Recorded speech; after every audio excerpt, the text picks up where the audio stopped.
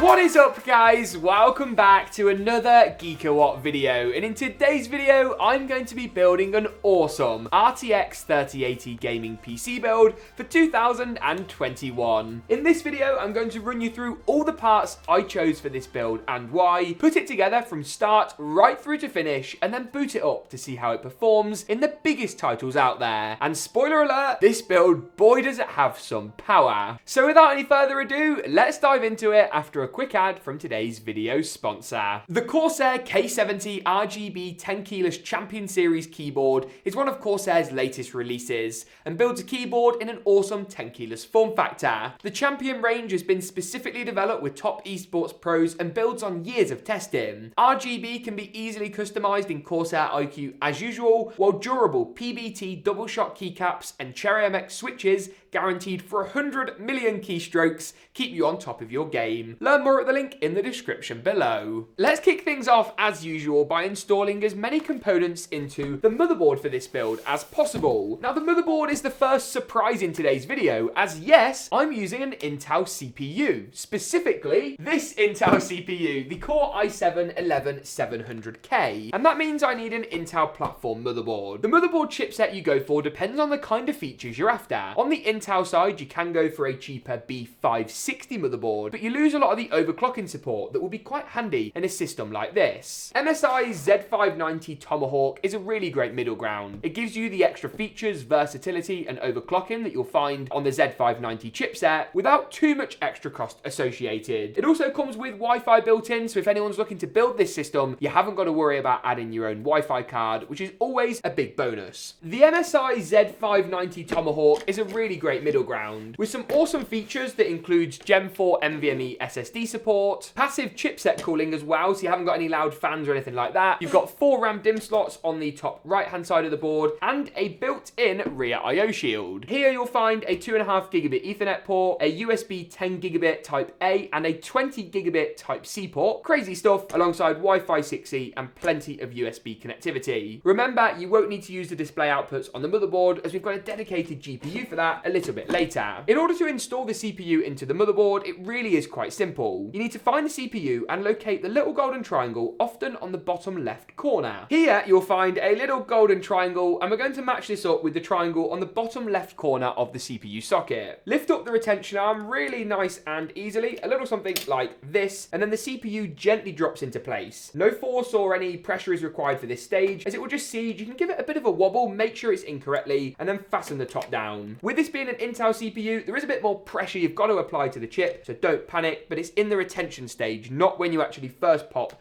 the CPU onto those pins. Once we've done that, we can move on to the RAM or the memory. Now for this system, I think 32 gigabytes is probably the perfect amount. The perfect kit for this build is Corsair's Vengeance RGB Pro SL. With 4 8GB DIMMs, we've got 32 gigabytes of capacity, and a fast 3600 MHz speed makes it an awesome choice. It's got addressable RGB at the top as well, and all in all, it's a great looking kit. When it comes to the installation process, it's actually pretty simple. You want to line up the notch on the memory with the corresponding notch on the RAM DIMM slot itself. Pull back the retention clips, which are either just on the top, just on the bottom, or in our case, on both sides of the slot, and then slide the RAM into place. Apply a bit of pressure, and you get the satisfying click sound. You know you're all good to go. Just repeat this for as many DIMMs as you've got. If you've only got 2 DIMMs, you want to use alternating slots, but for us, we're going to fill every single one, which makes things nice and simple and that little bit easier.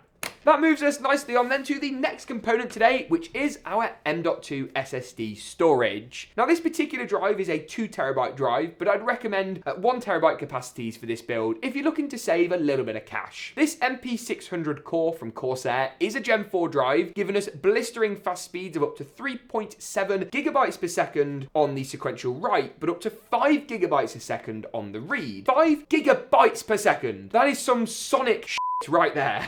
This is a really cool drive though. It does come with a built-in heatsink as well, and there's even a water-cooled version available, which I'll link alongside all the components today, both in the card section now and in the description below. I really like the way that Corsair have actually packaged up this drive. Comes in a really nice foam enclosure, and it just feels quite premium, which I mean, to be fair, it should do for the price point. We need to remove the M.2 heatsink on the motherboard, as we won't be needing this. The drive has got its own. And yes, regular viewers of the channel, we will need a teeny tiny screwdriver for this blister, as a large Phillips head is simply going to be a little bit too big. Gen 4 SSDs genuinely could become quite useful in 2021 and 2022. As game sizes get larger and larger, storage becomes the bottleneck more often. Who wants to spend, you know, $600 or 1,200 eBay scalp dollars on a 3080 only to be bottlenecked by the storage drive? Tell you for a fact, not me. And once that's done, the motherboard assembly, as we're going to call it, is pretty much complete. CPU, RAM, and SSD are all installed successfully. If you've got an air cooler, now's the time to do that as well, but we're on liquid today, so we're going to move on to that once we've looked at the case choice for this system. Now, the case I've actually gone for is from Corsair. It's their 5000D Airflow, and it's an awesome high-end chassis. Disclaimer alert, this case isn't quite as insane as Corsair's own new 7000 series, but they're just frankly too big for a build like this. This already supports like a 360mm rad at the top, the side, and the front, water cooling gear, loads of GPU clearance, huge power supplies, hard drives, everything you could want fits in this case, and it's built really, really well. This is the Airflow version, though an RGB glass version is also available. Don't worry though, we're going to be throwing some RGB coolers and fans in this system to make sure it still lights up like a Christmas tree. Dan, here, can I have a Christmas tree with my head as like the Angel of the North? Angel of the North? No, not Angel of the North. Can you put his head on the Angel of the North?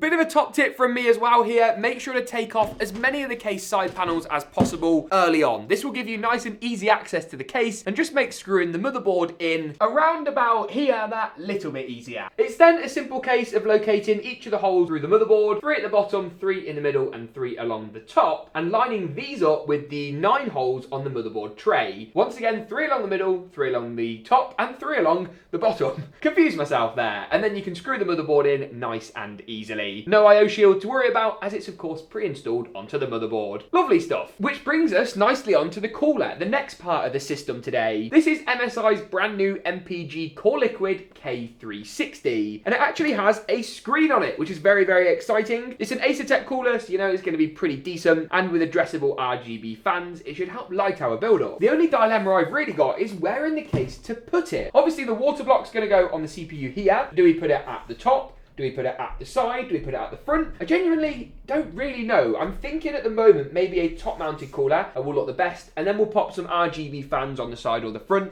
both for airflow and for aesthetic reasons. These fans are actually pretty cool as well. They've got these nice little rubber stoppers on each corner to limit vibrations, and you get a universal addressable 3-pin RGB header, so you can use the integrated controller or plug up to like a universal standard or to a motherboard to sync everything nicely together. So good to see MSI think of the little details on that one. And you do of course get 3 addressable RGB fans as well, which come nicely packaged in these kind of cardboard and plastic sleeves. Seems a little bit excessive, but I won't nitpick. Would you just look at the size of that? That's absolutely huge, but you can actually see the screen in the center here as well, which is customizable. So you can basically put whatever you want on it, which is quite exciting. We are of course installing on an Intel CPU, so we will need to locate the Intel section of the manual. What that says is that we need to take some posts, we need to take some thumb screws, and we need to take an Intel backplate. Before we do that, I'm probably just going to actually secure the radiator into place, as that will hold everything nice and steady, and the block can come later on. And once that's in, we can go ahead and secure the water block down. Now thankfully it has got the right plate on it already. We do just need to add on a back plate which comes included. This slots through the 4 holes around the CPU itself, so the holes here, here, here and here. And then once we've done that, we can secure these posts in and fasten the water block down. It really is nice and simple. Just follow the manual and take it step by step.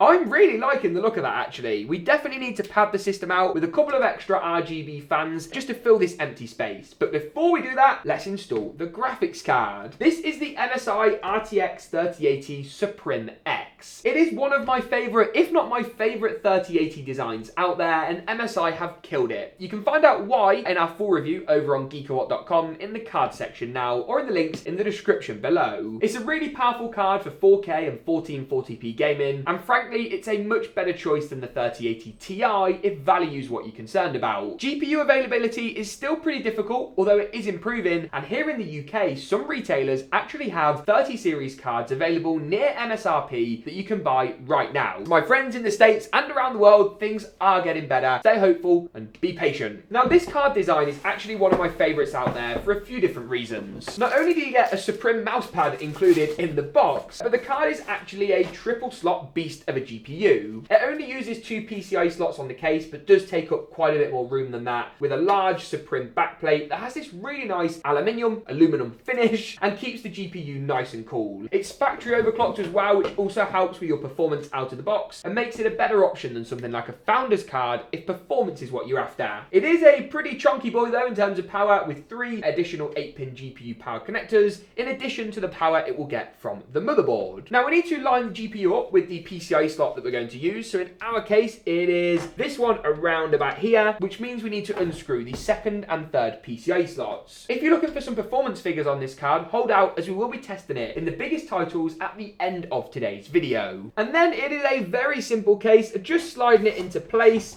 I do love that the GPU actually looks a bit small in this case, which shows just how large the 5000 series is, and by extension how absolutely ridiculous the new Corsair 5000 series are. It's kind of crazy when you think about it. Before we actually fasten the card in, there's one thing I actually want to add. This comes from Deepcool and it's an RGB GPU support bracket. This actually screws in just below the GPU and actually keeps it held nice and high. This will stop it from sagging, which is actually quite important when it comes to a card like the Suprim. You do get a GPU support in the box, but this one is a slightly better design and aesthetically looks incredible. I'm not being funny, that looks really, really good. I've seen GPU support brackets before where they're just like a bit of metal. This one actually has like a support post that props it up on the power supply shield to make sure it too doesn't sag. You can make it higher or shorter depending on what level you want your GPU as well. Really, really, really cool. Now that brings us basically to the final component in the system today, and that is of course the power supply. For a RTX 3080 tier build, especially with an i7 11700K, you want to go for 850 watts. 650 is just not enough, and 750 is really pushing the boundaries. Don't underestimate the power the 3080 can use, and that's the same really of the whole 30 series. GPUs have got so powerful nowadays, they really do consume quite a lot of wattage, so it's something you definitely want to watch out for. Let's go ahead though and install the power supply, plug up at any power cables, and then we should boot the system up to see how good it looks, and then dive of course into performance. I'll see you in a second, but first roll that montage.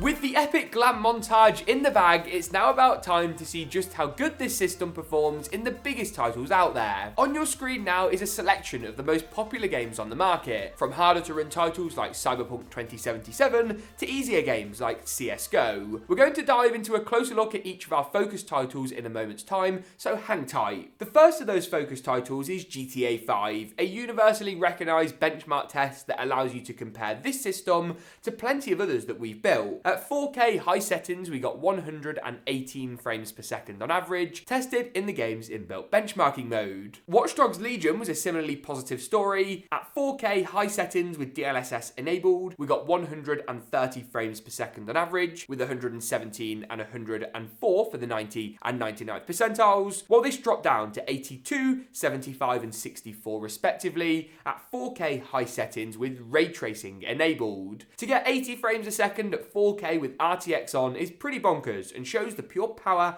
of this system. It's a similarly positive story once again with Call of Duty's Black Ops Cold War, tested in the game's multiplayer Zombies mode. Here at 4K high settings with DLSS enabled but no ray tracing this time, we got 109 frames per second on average. All of our frame rates are tested as usual with both MSI Afterburner's Riva Tuner and Nvidia FrameView to guarantee fairness. Next up is Apex Legends. At 4K high settings we got 145 frames per second on average, with 130 and 116 for the 90th and the 99th percentile results. Moving on to Valorant. At 4K here, high settings, we got 340 frames per second. That is ridiculous. And the frame rate here never really dropped below 255 for that 99th percentile result. Next up then is Cyberpunk, a game that's going to be a bit difficult for any system because it's just so hard to run. At 4K high settings with DLSS on, we got 91 FPS on average, around 30 FPS more than with DLSS off, and at 4K high settings with ray tracing on, we got 63 FPS on average. DLSS here really helping us get some playable ray traced frame rates at 4K high settings. Next up then is Fortnite, one of the biggest titles on this list and one of the most popular even to this day. At 1080p competitive settings, we got a staggering 252 frames per second. That's with everything tuned down to low, but the render distance set to far. Finally then, that brings us on to the last title today, a little bit of Call of Duty Warzone. At 4K high settings with DLSS enabled, I got 119 FPS on average, with strong 90 and 99th percentile results in the region of 105 and 89. And on that note, that pretty much wraps it up for this video. If you enjoyed it, get subscribed to see more from me, drop a like rating, but as always, we'll see you in the next one.